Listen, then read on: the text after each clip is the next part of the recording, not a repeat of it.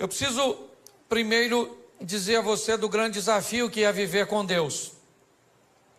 Porque, segundo a Bíblia, as dificuldades, elas podem ser muito maiores do que algumas pessoas esperam. Por quê? Porque a Bíblia diz que Deus vê as coisas de uma forma diferente de nós. Quando o profeta Samuel vai ungir um novo rei na casa de Jessé, Samuel chega na casa de Jessé e se depara com Eliabe, seu filho primogênito. Então Samuel acredita estar em Eliabe, né, o novo rei para Israel. E Deus diz para Samuel: não atente para a sua aparência, nem para a sua estatura, porque eu tenho rejeitado, porque eu não vejo como o homem vê o que está diante dos olhos, porém o Senhor olha para o coração. Aí a Bíblia também diz que os pensamentos de Deus não são os nossos pensamentos, e os caminhos de Deus não são os nossos caminhos. E aí nós vamos ter um problema sério, porque nós escolhemos nossos relacionamentos por afinidades. E aí a Bíblia diz: eu não penso como você pensa, eu não ando como você anda, e eu não vejo como você vê, e nós vamos ter que andar junto. E como é que esse negócio vai funcionar? Alguém vai ter que mudar para isso dar certo. E esse alguém quem é? Deus. Certo? Deus tem que mudar para se encaixar no meu perfil, senão ele não vai andar comigo, que é um privilégio andar comigo. Certo? Então, se nós tivermos a sensibilidade e entendermos o que Deus quer fazer através de nós, eu acho que essa é a grande essência da caminhada cristã. Adquirir no Espírito Santo e na Palavra de Deus a sensibilidade para que se cumpra em nós o que Deus deseja fazer, segundo o que Ele planejou. Ok? Porque às vezes nós vamos nos relacionar com Deus e queremos que Ele faça o que nós desejamos. E a Bíblia é bem clara: os planos de Deus não podem ser frustrados. Então, se os planos de Deus não podem ser frustrados, se prepare para ver os seus. Porque entre os seus e dele, o dele não vai ser frustrado e você pode ter o seu frustrado. O que você precisa saber é que Ele sabe, conhece todas as coisas e que é o melhor para nós. Então, quanto mais rápido nós descobrimos o que Deus quer fazer, fica mais fácil. E ao longo de todo o tempo Ele nos dá as diretrizes, certo? Deixa eu ser um pouco mais completo nessa mensagem de agora. Quando nós vamos olhar para Gênesis 1 e 2, Deus vai estabelecer o modelo da vida do homem. Que modelo é esse, pastor? A fé. E disse Deus: haja luz. Deus começa então a chamar à existência as coisas que não existem, como se elas já existissem. Isso é fé.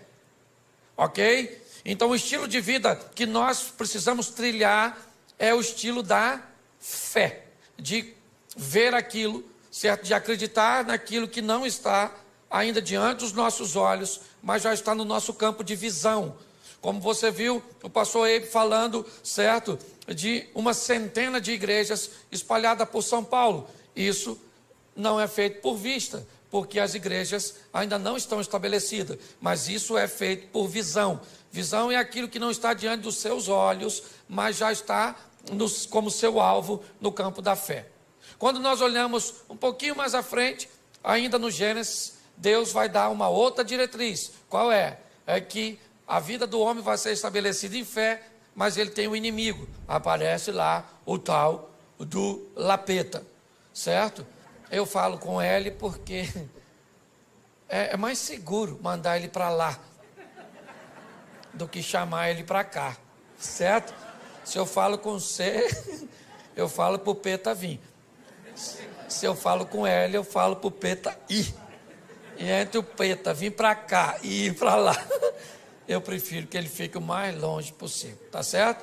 Mas ali nós vamos ter o opositor, o inimigo, tá certo? E logo na frente nós vamos ter as armas que ele vai usar para nos desviar do caminho da fé. O desejo pelo ambiente proibido, essa é uma estratégia do mal, certo? Lembra do tal do Sansão, o tal do cabeludão, que estava careca de saber que não devia se meter com aquelas coisas, certo? E acabou se enfiando onde não devia, porque o diabo montou uma estratégia. botando coisas doces em lugares proibidos, porque ele é um estrategista para colocar coisas doces em lugares proibidos. Tá certo? Então, o desejo pelo proibido, ele vai falar de inveja e vai dar toda uma diretriz. Por isso a Bíblia diz que o justo viverá pela fé. Então, não é uma fé pontual, é uma fé constante. Pautado nisso, eu tenho que te mostrar hoje que Deus, ele quer mudar a vida de outras pessoas e já faz isso desde o Velho Testamento. Quem acha que essa proposta da salvação é para todo mundo, né, e olha para o Velho Testamento e ainda vê ela parece um pouco travada, mas eu queria lembrar você que uma ex-prostituta chamada Raabe resolveu mudar de vida e sair de cima do muro, tomar uma posição, assumir uma postura e entrou na genealogia do Filho de Deus. Olha só, pensa bem, alguém falasse, o senhor tem na sua árvore genealógica uma ex-prostituta. E Jesus ia falar assim, parente minha mesmo, longe, mas parente, com passado esquisito, mas com futuro brilhante. Ele pega uma moabita chamada Rutinha, uma mulher extraordinária, certo? Ele vai salvar um sírio chamado Naamã e tantos outros. Então, pastor, o que Deus quer? Deus está querendo salvar as pessoas. Ele não manda ninguém para o inferno. Quem mandou a gente para o inferno foi o Adão. Deus está trabalhando para tirar. Ah, pastor, não acredito em inferno, morreu, acabou. É um direito que você tem. Só que pode chegar lá, encontrar com ele e falar, ih, caramba, você existe. E o diabo vai falar, prazer. Ah, mas eu não acreditava em você. E o diabo vai dizer, para entrar aqui não precisa de fé. Fé é uma exigência da concorrência. Aqui você entra sem fé mesmo, senta nessa cadeira pegando fogo que já vou te atender, ok? Então, se você quer ir garantido, vai com Jesus que o passaporte vai carimbado, tá certo? E você vai passar por lá, vai passar, né? Até quem não for para o céu, vamos dizer assim, vai ter que ver Jesus, todo joelho dobrará, toda língua confessará, então a turma vai passar por lá. Aí eu imagino Jesus olhando para alguns, né? Aí a pessoa entra, aí Jesus está lá. Aí igual a hora da conexão aqui, né? Jesus, ó.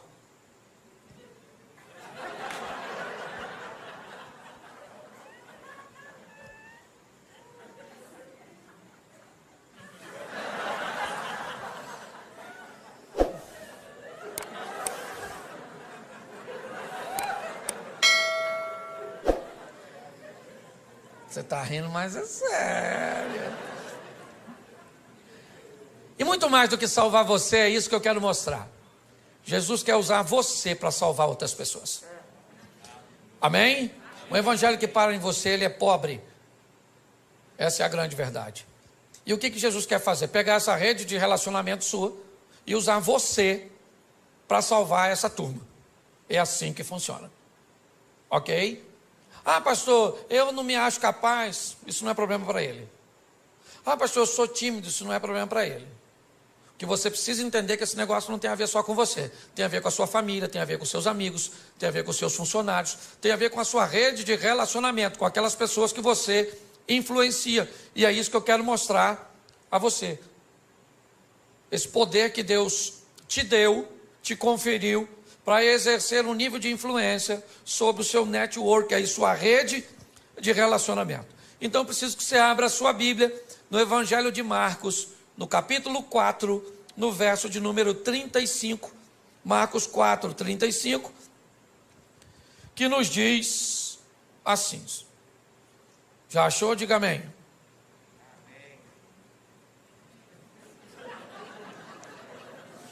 Vocês estão rindo de quê?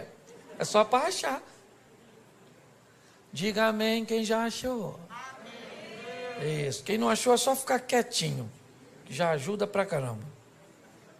Verso 35. E naquele dia, sendo já tarde, disse-lhes, passemos para outra margem, ou para outra banda. E os discípulos, deixando a multidão, levaram consigo assim como estava no barco, mas havia também com ele outros barquinhos.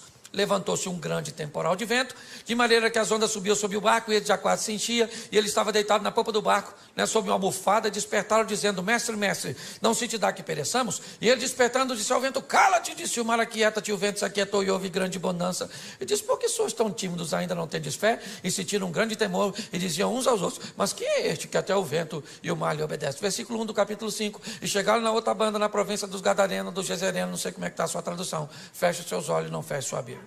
Senhor nosso Deus e Pai, continua falando conosco, e usa-me, ó Deus, como um canal de bênção, em nome de Jesus, amém, glória a Deus, amém?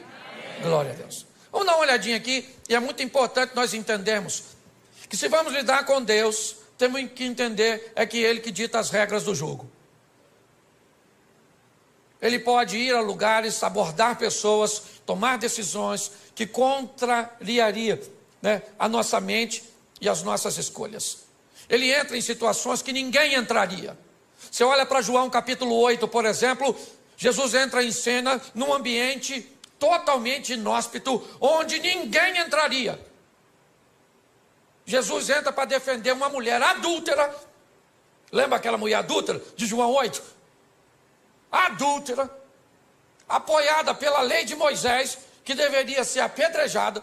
Quem contrariasse a lei de Moisés seria acusado de blasfêmio e levaria uma pedrada também.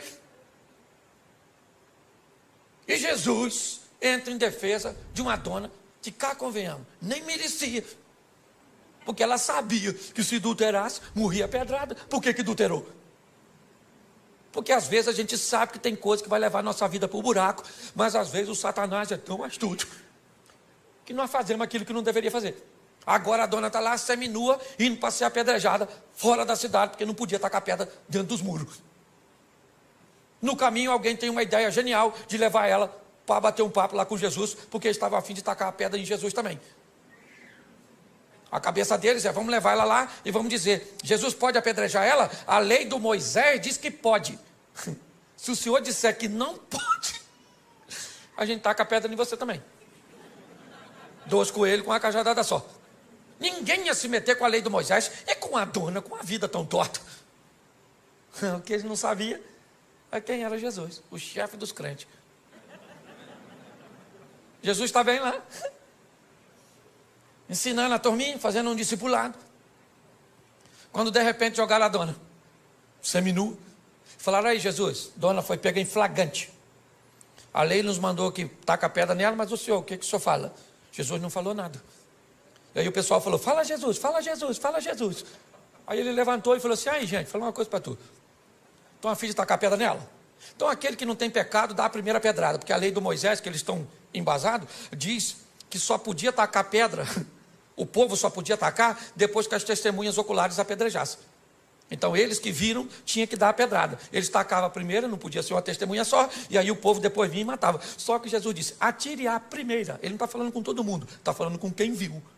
E aí ele disse: atire a primeira quem não tem pecado. Baixou e voltou a escrever. Aí o furdunço aconteceu, porque todo mundo se conhecia, ficou um olhando para o outro, esqueceram da mulher adúltera e ficaram olhando para as testemunhas oculares. Não vai tacar não, irmão? Taca a pedra, pô. Eu vou tacar depois de tu, porque eu não vi, mas tu viu. Ele falou: eu vi, mas tu escutou o que ele falou? Não pode ter pecado.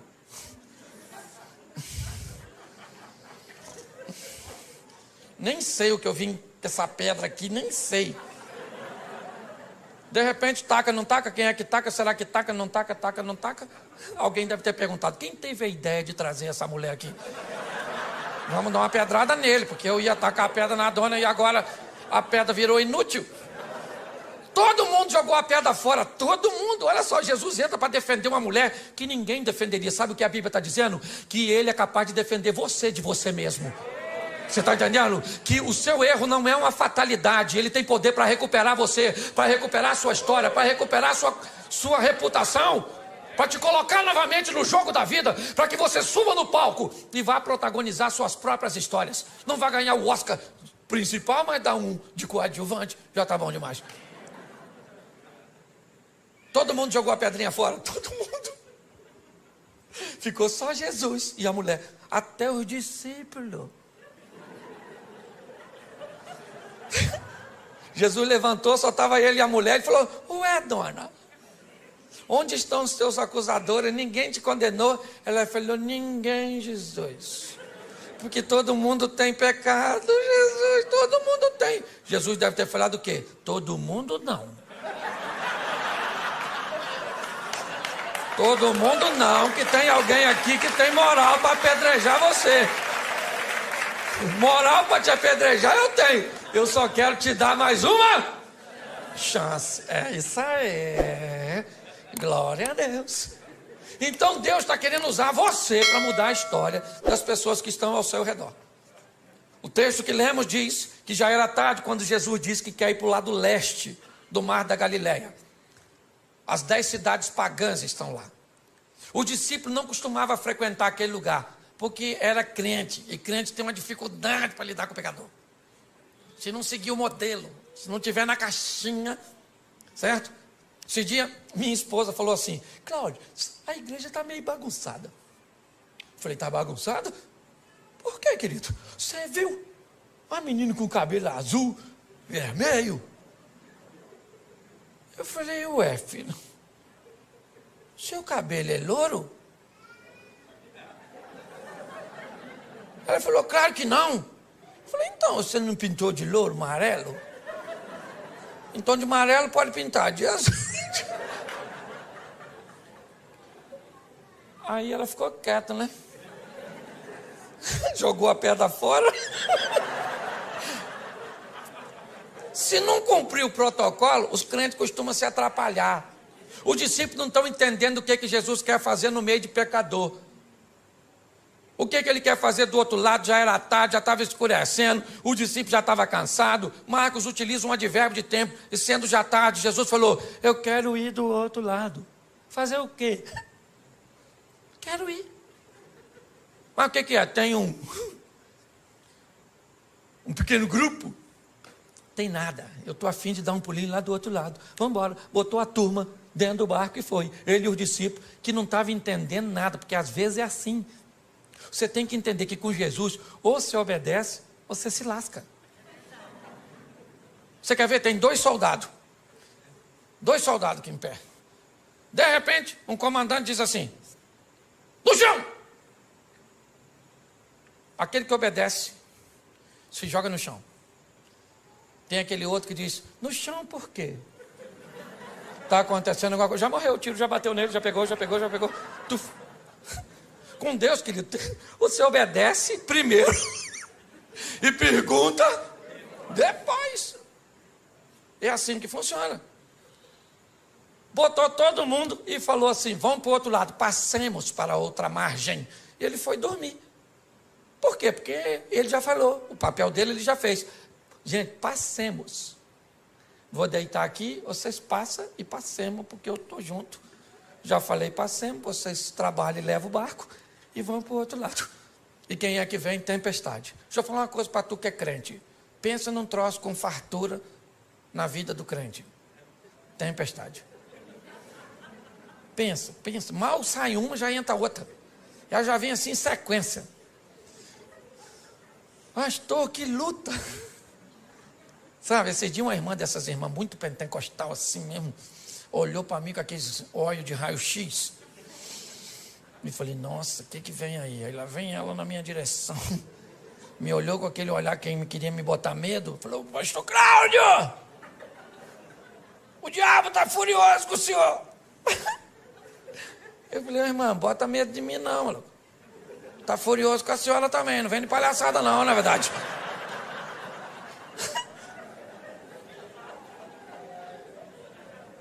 Então deixa eu falar, todo mundo enfrenta dificuldade, sim ou não? Sim ou não?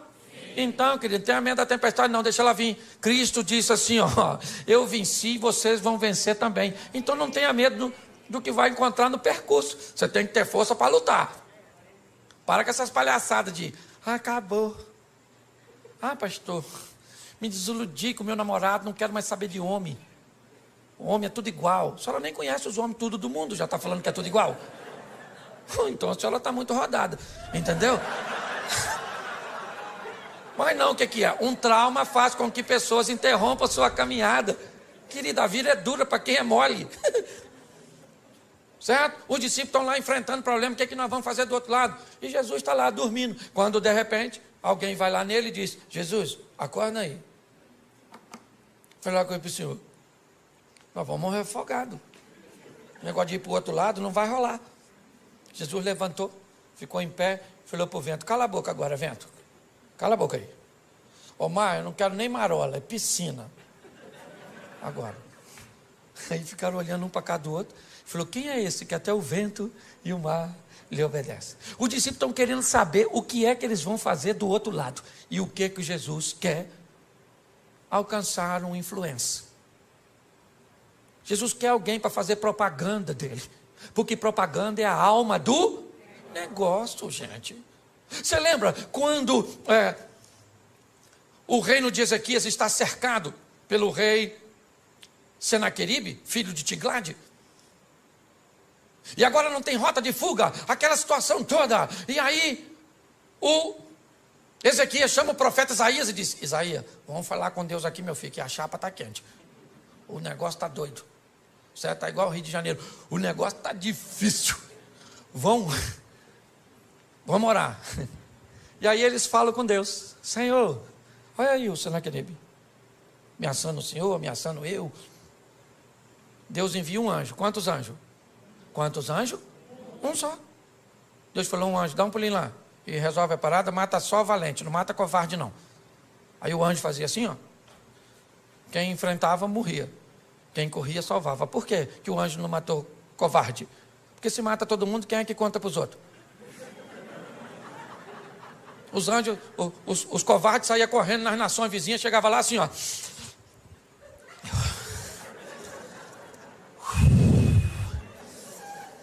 Aí Ezequias não tem dinheiro, não tem exército. Mas tem um anjo lá, meu filho, exterminador do futuro. Um anjo, rapaz, o anjo mata tudo, irmão. Mata tudo. E alguém deve ter falado: um anjo só? Ele disse: irmão, se tem dois, eu não saio vivo. É ou não é verdade? E aí todas as nações vinham a Ezequias e diziam assim: Ezequias, falei para Senaqueribe não mexer contigo. Falei: Ezequias não é a casa, Ezequias é um homem direito. Certo? Olha só. Deixa eu falar uma coisa para você. As adversidades, elas vão vir? Sim ou não? Sim ou não? Mas nós vamos vencê-la. Se prepare, querido. Não reclama. Não reclama, não. Os problemas vão vir, sim. E é em meio aos problemas que nós vamos ver a manifestação da glória do Senhor. Os discípulos estão amedrontados ali, quando de repente Jesus repreendeu tudo e eles chegaram do outro. Aí acabou, desceu do barco. Eu imagino a felicidade. Nossa, graças a Deus. Qual é que fundou, hein, Mateus? Você sabe nadar, Mateus? Você é cobrador de impostos? Nem sei. Quando eles estão ali, olha lá para frente, vem correndo na direção deles um cara todo machucado, pelado e gritando. Mal acabou a tempestade, já viu um cara peladão. Eu imagino os discípulos falando: é difícil andar com Jesus, hein? É uma aventura atrás da outra. Nem do susto nos refizemos. E lá vem o cara gritando. Quem é o camarada? Um dos caras mais conhecidos, um influencer. Entendeu? Assim, quase um Felipe louco. Para não botar outro no sobrenome. Um influencer, um cara. Todo mundo sabia quem era o maluco. Por quê? Porque ele era famosérrimo. Por quê? Porque andava pelado, atacava os outros. Era esquisito. Você está entendendo? Ele era quase um youtuber da época. Um cara que todo mundo conhecia. E que tinha uma vida terrível. Que ninguém podia consertar. O que Jesus pensou? Se eu mudo a vida desse cara, eu mudo a vida do local onde esse cara está inserido. Você está entendendo? Deus te chamou para mudar a sua vida. Para quê? Para mudar a sua casa, para mudar seus amigos, para mudar seus negócios, para mudar as pessoas que estão ao seu redor. O mundo cujo qual você está inserido não será mais o mesmo depois que Jesus estiver em você. É assim que funciona.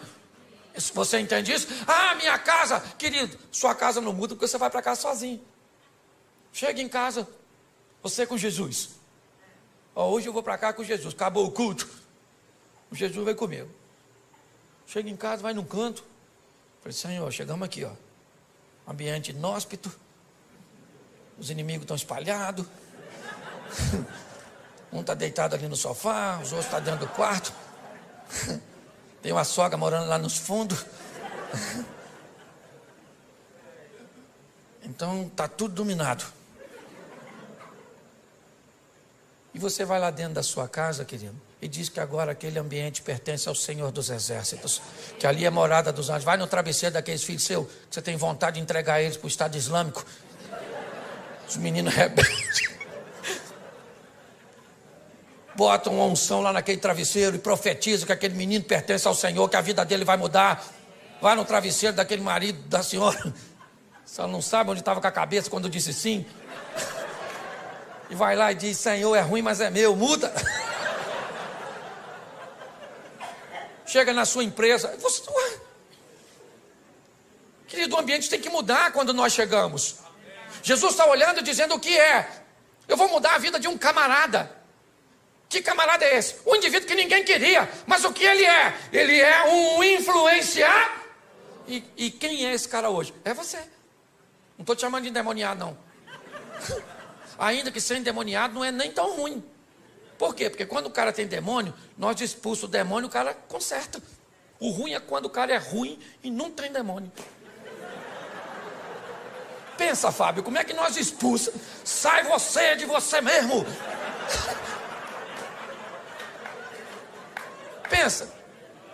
O que fulano, o que ele está desse jeito? É demônio, então nós bota, sai demônio. Aí sai, o cara conserta, mas quando não tem demônio, é o cara mesmo que é o... Você está rindo, mas é sério. O camarada está lá, todo mundo sabe quem ele é. E ele vem na direção de Jesus. O discípulo olhando e pensando, o que nós viemos fazer aqui? Nossa. Aí o cara chegou e falou, que tenho eu contigo, filho do Altíssimo, para você vir me perturbar. Jesus falou, como é que é seu nome, querido? Ele falou, meu nome é Legião, porque nós somos um montão. Jesus falou, não quero saber a quantidade, sai desse menino agora. Sai agora dele! Aí o demônio falou, a gente pode entrar nesses porquinhos que está assim, tinha 2.000 porquinhos dando um rolezinho. Aí Jesus falou, nos porquinhos pode, é só sair dele. Aí os demônios saíram e entraram nos porquinhos e jogaram os porquinhos do precipício.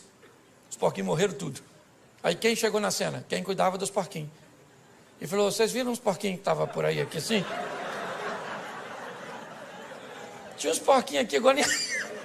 Alguém falou assim, ó.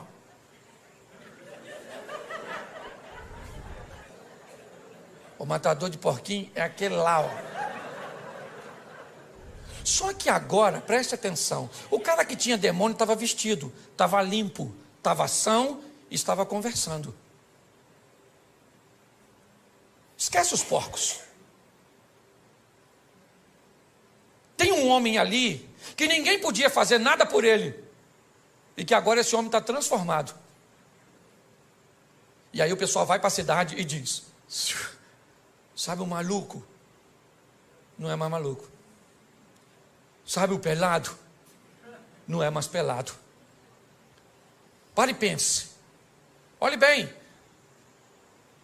A notícia chegou lá que tinha um camarada com a vida totalmente contrária, que ninguém nunca pôde fazer nada por ele. E esse indivíduo era conhecido. As pessoas, quando o viam passar na rua, sabiam quem ele era. As pessoas sabiam que ele era uma ameaça para a sociedade. As pessoas sabiam que ninguém queria se relacionar com ele. Ele era um vivo, vivendo com mortos, pois ele morava nos sepulcros. Ele se feria, ele gritava, ele atacava pessoas. Ele era basicamente um irrecuperável. E de repente Jesus chega naquela região onde não tinha um crente, onde nenhum de seus discípulos tinham condições de desempenhar uma função de sucesso. E Jesus enfrenta uma tempestade, a incredulidade dos discípulos, a hostilidade do povo daquela região, simplesmente para ter um encontro com um homem. que nós não sabemos nem o nome dele, porque às vezes o estilo de vida acaba se complicando tanto, que o que nós recebemos sobre nós é um título pejorativo, é o caloteiro, o mentiroso, o fofoqueiro, o promíscuo.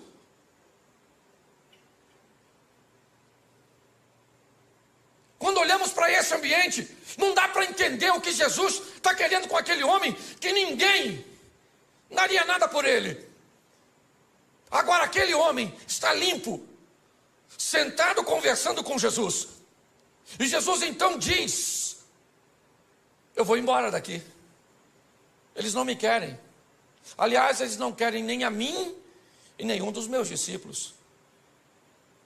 Eu sou rejeitado aqui. E Jesus então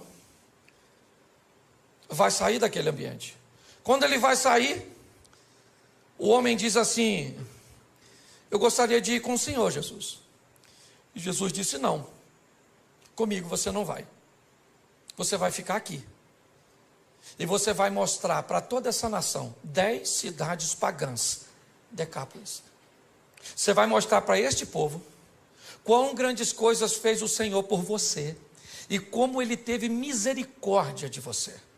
Eu estou indo embora, mas eu vou deixar você aqui. Quem é você? O ex-endemoniado? O ex-louco? Quem é? Como é que vão acreditar nesse camarada? Não é de hoje que nós sabemos que as pessoas não gostam de gente que consegue mudar. Não é de hoje que nós sabemos que pessoas têm muitos problemas com quem resolve viver uma vida direita. Por isso que muitas vezes você diz assim: pastor, eu não faço nada, pastor. Eu lá no trabalho, eu trabalho direitinho, eu chego no horário, eu faço tudo certinho, eu desempenho a minha função e eu estou sendo tão perseguido. O que está acontecendo comigo? O que está acontecendo com você? Todas as vezes que você faz o certo, você passa uma mensagem para quem está fazendo errado. Que é possível fazer certo, que é possível ser honesto, que é possível ser direito. Ser certo, inevitavelmente, vai incomodar as pessoas. Quando nós olhamos agora, Jesus disse para esse homem: você não vai comigo, você vai para a sua casa. Você vai para os seus. E você vai mostrar para eles, não é falar. Porque em casa nós não pregamos com Bíblia. Em casa nós pregamos com vida. As pessoas que estão ao nosso redor não querem saber o quanto nós conhecemos de Bíblia. Eles querem saber o quanto a Bíblia transformou a nossa vida. É assim que funciona. Esses dias eu estava aqui em São Paulo e eu ia ministrar uma palestra e um dos coaches mais renomados do Brasil foi me buscar. E aí no carro, ele e a esposa, ele me olhou e me disse assim: pastor Cláudio, se o senhor tivesse um conselho para me dar, qual o senhor me daria? Eu olhei para ele e para a esposa e disse: que essa sua mulher seja sempre a sua maior fã. Enquanto ela for a sua maior fã, você é um homem bem sucedido. Mas quando ela não acreditar mais em você, você vai se tornar uma fraude. Porque a nossa família é a nossa primeira congregação. É a nossa casa. Eles têm até, porque preste atenção, se ele mudou de vida, todo mundo sabe que ele é um ex. E esse é o problema. Quando você é alguém que viveu uma vida ruim lá atrás e agora tem uma nova conduta, sabe o que as pessoas falam? Fica de olho nele. Fica de olho. Já, já. Pau que nasce torto, nunca se endireita. Mas se você sempre foi gente boa e um dia falhou, sabe o que as pessoas falam? Nunca confiei. Tinha alguma coisinha. Credibilidade. Jesus mudou a vida deste homem, é verdade. Ele estava nu e agora está vestido. Ele era um louco e agora está são. Ele era um perigo à sociedade e agora está oferecendo perigo para as estruturas do inferno, porque ele chega naquele local com o poder de Deus. Mas quem é que vai dar crédito para ele? Quando você vai começar uma nova vida, aprenda que um período vai ter que ser gasto com o descrédito de gente que não vai acreditar que você mudou, porque você tem passado, e nós não podemos mudar o passado de ninguém. Isso aqui não tem a ver contigo, Xavier. O que nós podemos é influenciar futuro. Amém? Quando o Eliseu manda a viúva pedir vasos emprestados, não interessa o que tinha no vaso. É vaso vazio. Se tinha cachaça, se tinha homossexualidade, se tinha violência, não interessa o que tinha. O que interessa é o que vai ter agora. Entendeu? Esvazia o vaso e deixa que eu enche, eu coloco unção, e agora ele vai ter uma nova finalidade, vai ser cheio de mim e não do mal que estava antes. Então Jesus olha para esse indivíduo e vai devolver a ele. Quem aqui jogou boleba de gude quando era? Aquelas bolinhas de gude? Nossa, legal. Você lembra quando você perdia tudo? O que você tinha que fazer? Sair da brincadeira, não era? Mas aí você tinha um amigo que te emprestava umas 3 bolinhas. E com essas 3, você voltava para o jogo. Jesus está dizendo para você hoje: você jogou seu crédito fora, sua credibilidade no seu casamento, para com seus pais, para com seus filhos, para com o comércio, para com a vida cristã, você jogou fora. Mas hoje eu vou devolver você ao jogo. Eu vou colocar crédito para que você possa ingressar novamente e mudar seu futuro. Você está conseguindo entender? Nós precisamos entender isso. E a maturidade.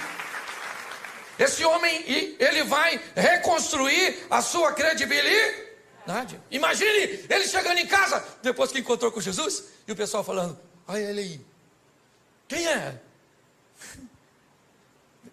Nossa, confusão. E ele chega em casa, pensa: vestido, gente, tão bonitinho.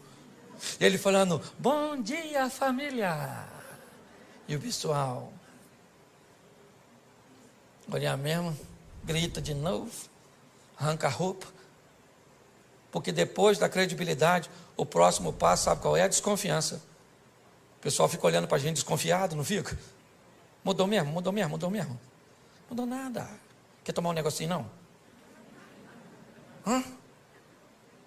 Hein?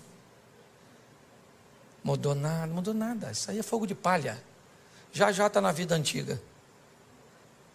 Pois é, querido. É um grande desafio ter que lidar com essas situações, com desconfiança. Desconfiança. É assim.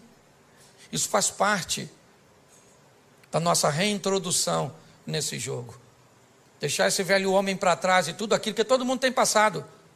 Todo mundo tem passado. Todo mundo tem passado. E louvada seja Deus por isso. Ninguém aqui tem direito de falar do outro. Tem? Fala. Ninguém aqui tem não, querido. É um grande desafio. Eu lembro, no começo, até fui falar com uma irmãzinha que foi falar comigo ali, como é que as pessoas desconfiavam no começo do meu ministério, por eu pregar desse jeito assim, extrovertido, fazendo os outros rir. Deu uma confusão no meio evangélico. Ah, esse pastor é um palhaço. Quem já escutou isso, levanta a mão, por gentileza. Aí, tá vendo como é que me fere até hoje? Você é um animador de auditório, um palhaço, não tem conteúdo. Eu escutei tudo isso. Sabe o que eles falavam? Já está envolvido no escândalo. Porque isso é um irreverente. Só porque eu sou bem-humorado. Isso sou mesmo, que dane-se.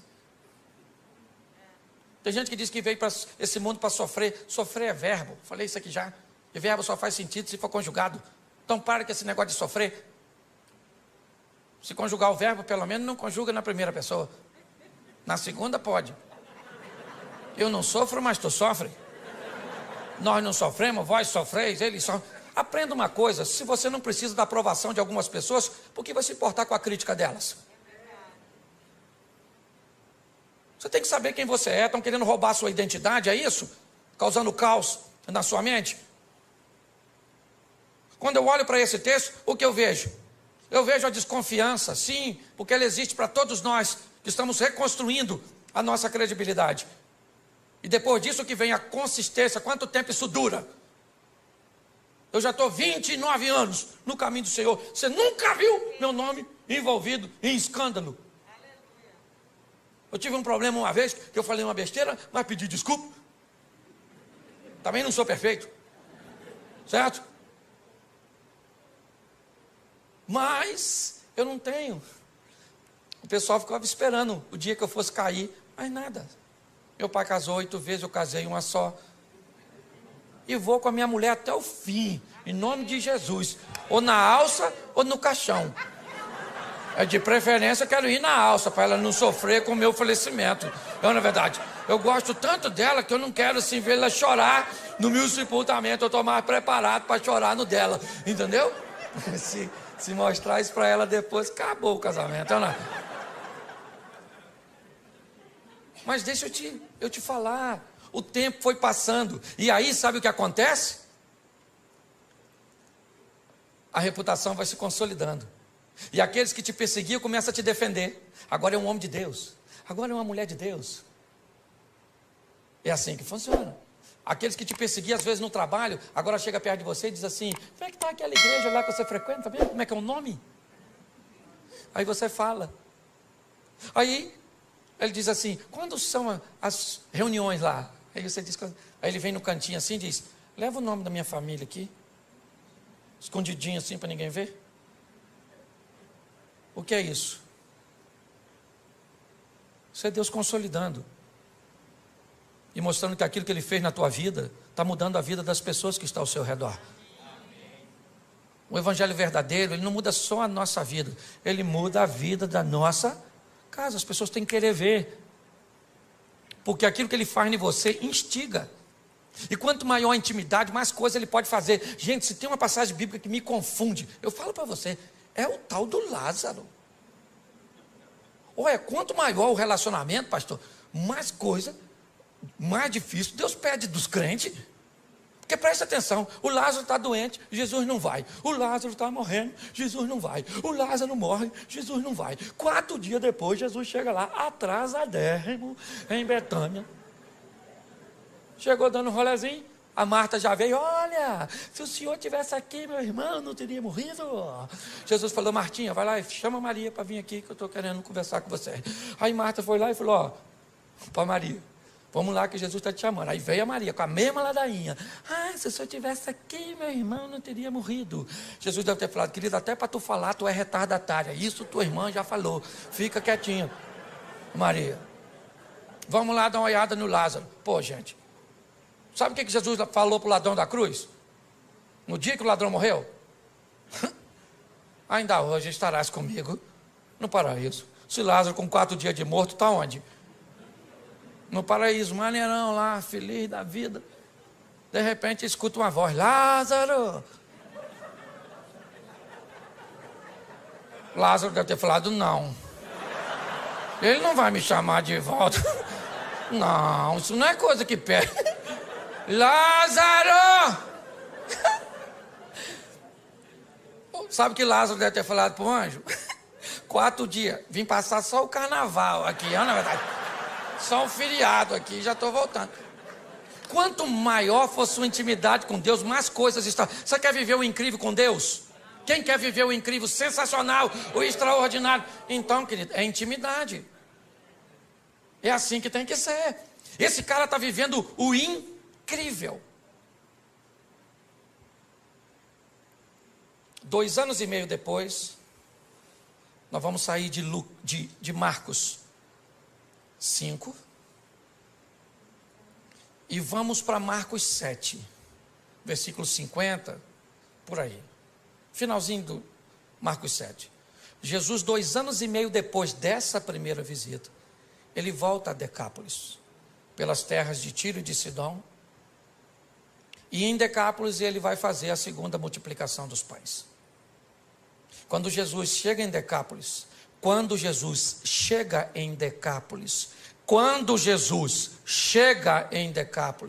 tem 4.000 homens, sem falar mulheres e crianças, para ouvi-lo. Pergunto eu para você, quem Jesus deixou em Decápolis para falar sobre ele e para mostrar sobre ele?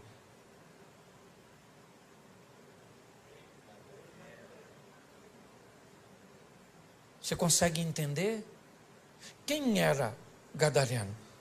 Gadareno era um camarada que poderia ser usado por Jesus para mudar as pessoas que estavam ao seu redor. Cada um de nós temos o nosso grupo de influência. Se ele é grande, se ele é pequeno, Isso não é o que está em questão. O que está em questão é que o ambiente que eu estou inserido, ele vai mudar. Por quê? Porque o Evangelho está em mim. E o Evangelho, ele traz mudança, ele traz transformação. É assim que funciona. Na vida eu preciso definir se eu sou termômetro ou se eu sou termostato. Um termômetro é um aparelho usado apenas para medir a temperatura do ambiente. Um termostato é um aparelho que diz a que temperatura o ambiente fica depois que ele chega. É muito importante nós entendermos isso. Nós estamos inseridos na nossa rede de relacionamento, eu tenho a minha, você tem a sua, e provavelmente eu não sou capaz de transformar a sua, porque essa não é a minha função, essa é a sua função. O que precisamos é permitir que esse Evangelho mude a nossa vida, mude a nossa história, porque o povo já está farto de palavras. O que o povo quer ver é mudanças. Você sabe que um dos maiores inimigos da expansão do Evangelho é o mau testemunho de algumas pessoas que se dizem andar com Jesus? Nós precisamos sair daqui hoje. Esse é o meu propósito de vir aqui. Foi isso que Deus colocou no meu coração. De fazer com que você saia realmente para casa com uma visão missionária. De transformar vidas. E como já foi dito aqui, não simplesmente de fazer um novo convertido, mas de fazer um discípulo, de ensinar as pessoas o que é relacionamento com Jesus, porque um convertido, ele normalmente já fica satisfeito com o que alcançou, sua salvação. Um discípulo não, ele vai atrás de outras pessoas, ele vai, não interessa, e presta atenção, quanto pior for a pessoa, vai atrás dela, porque a mudança dela vai causar um grande impacto. Agora Jesus volta. Eu fico imaginando. Quem vem aí? Jesus? Não. Quem é que está chegando em Gadara? Por que nós devemos vê-lo? O que ele tem? Cara, o homem que está vindo aí, ele é o camarada que fez aquele indivíduo mudar de vida. Aquele cara que era famoso porque andava nu, atacando as pessoas, desequilibrado, ele mudou. Mas como ele mudou? Ele mudou porque Cristo mudou a vida dele. As pessoas estavam interessadas em ver Jesus e também olhar o indivíduo que outrora vivia nu. Se você lembrar da passagem de Lázaro, voltamos a ela.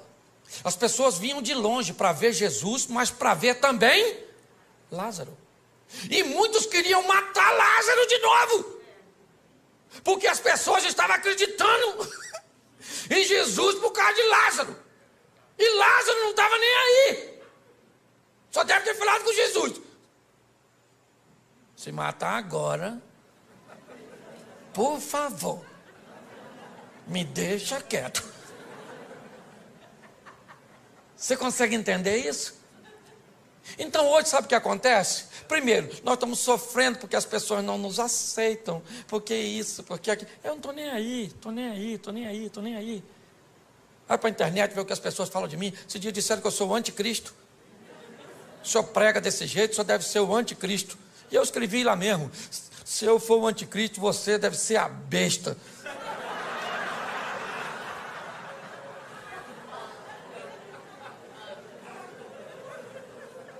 Você está rindo? Por quê? Porque o último estágio dessa história, sabe qual é? A inveja dos imutáveis. Quem não muda de vida, quem não vence. Aí tem que ficar dizendo. Aí olha para você que emagreceu 30 quilos. Nossa, emagreceu, hein? Mas acabou também. Tá velha, tá bagunçada. Porque tem gente que não gosta de ver as coisas acontecerem na sua vida. Aí você tem que decidir. Você está querendo viver para impressionar os outros? Ou você está querendo viver para agradar a Deus? Eu não estou nem aí. Se tem uma palavra que eu uso muito, me permita aqui, pastorzão. É o dane-se. Dane-se. Não. Por quê? Porque nós temos que aprender uma coisa preciosa. Nosso propósito é viver o que Deus tem para nós. Se as pessoas vão entender ou não.